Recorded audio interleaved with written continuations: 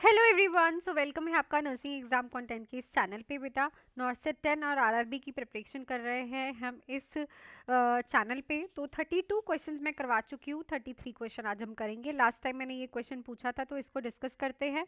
इन meningitis Kernig sign indicate, तो meningitis में Kernig sign क्या इंडिकेट करता है? Increase ICP, neck rigidity, meningeal irritation, brain stem lesion. So it is a sign of meningeal irritation. तो Brudzinski और Corning sign जो है हमें यही बताते हैं कि पेशेंट की जो मेनिंजेस है उसमें इरिटेशन हो रही है। तो राइट ऑप्शन यहाँ पे क्या रहेगा? Option number C. आज के नए क्वेश्चन की तरफ चलते हैं बेटा। Patient with the Addison disease is admitted with the severe hypotension, hyponatremia and hyperkalemia. The priority treatment is, तो एडिसन डिसीज़ है बेटा। एडिसन डिसीज़ में कॉर्टिजोल लेवल्स जो है वो कम हो जाते हैं बहुत ज़्यादा, और जब ये बहुत ज़्यादा कम हो जाते हैं तो ये सिम्टम्स हमें देखने को मिलते हैं, और ये सिम्टम एडिसन क्राइसिस की तरफ इशारा कर रहे हैं। तो अब आप क्या करोगे? इंसुलिन विद ग्लूकोज लगाओगे, आईवी हाइड्रोकॉर्टिजोन, ओरल फ्लूड्रोकॉर्टिजोन या फिर पोटाशियम बाइंडर। सो ऑब्वियसली यहाँ पे आप हाइड्रोकॉर्टिजोन पेशेंट को दोगे, जो कि कॉर्टिजोल लेवल को इंस्टेंटली हाई करेगा और पेशेंट को हेल्प करेगा इससे रिकवर होने में। नेक्स्ट है, a central line is inserted and the patient suddenly develop dyspnea and hypotension, most probably cause is। तो सेंट्रल लाइन डाली पेशेंट की, पेशेंट को सडनली डेवलप हुआ, सांस लेने में दिक्कत आ रही है और हाइपोटेंशन हो रहा है। मोस्ट प्रॉबेबली पेशेंट का कॉज क्या रहेगा? Pulmonary oedema, air embolism, haemothorax या फिर cardiac tamponade. So it is a sign of air embolism. ठीक है, यहाँ पे पेशेंट को क्या हुआ है? एयर एम्बोलिज्म, बिकॉज ये सारे साइन किसकी तरफ इशारा कर रहे हैं? एयर एम्बोलिज्म की तरफ। नेक्स्ट है, which lab value confirm acute pancreatitis. इनमें से कौन सी लैब वैल्यू कंफर्म करेगी कि पेशेंट को एक्यूट पेनक्रेटाइटिस है? Elevated AST, elevated serum amylase lipase, elevated bilirubin, decrease albumin. So it is a elevated amylase and lipase, जो कि जब भी पेनक्रियास की इन्फ्लामेशन होती है तो जो ये पेनक्रियास के एंजाइम्स हैं क्या हो जाते हैं? ये इंक्रीज हो जाते हैं। क्लियर?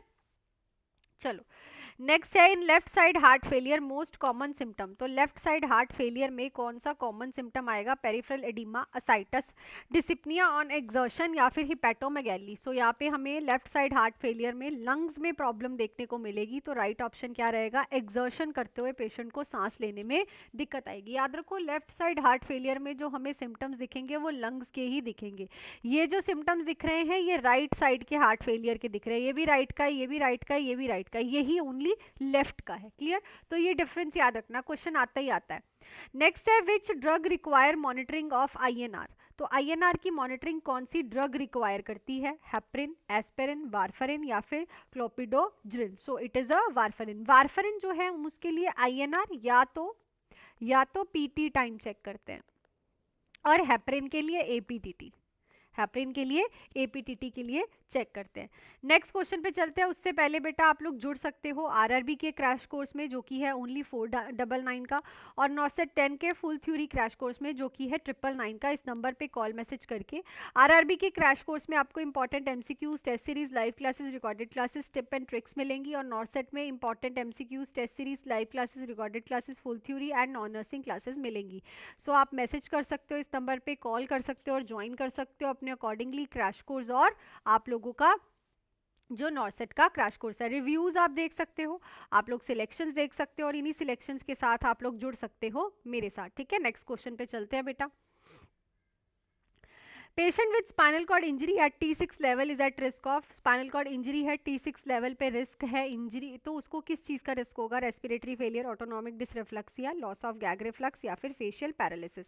सो ऑटोनॉमिक डिसरिफ्लक्सिया हमें तब देखने को मिलता है जब किसी के T6 लेवल के जो है अबव इंजरी हो। ठीक है, थोरेसिक लेवल के अबव इंजरी हो T6 के, और इसमें क्या होता है, एकदम से पेशेंट का बीपी जो है बहुत ज़्यादा इंक्रीज हो जाता है, और लोअर बॉडी में ना, लोअर बॉडी में ब्लड पूलिंग होती है, मतलब कि लोअर बॉडी का बीपी कम होता है, अपर बॉडी का बीपी बहुत ज़्यादा हाई होता है। ठीक है, चलो, विच कंडीशन प्रोड्यूसेस पल्सेस पैराडॉक्सिस। पैराडॉक्सिस मतलब सिस्टोलिक बीपी जो है बहुत इंक्रीज हो जाता है, ये किस कंडीशन में देखने को मिलता है हमें? मिट्रल स्टेनोसिस में, aortic regurgitation, cardiac tamponade, ventricular septal defect. तो ये हमें देखने को मिलता है इन द कार्डियक टेम्पोनेट। तो राइट ऑप्शन हमारे पास यहाँ पे क्या रहेगा? ऑप्शन नंबर सी।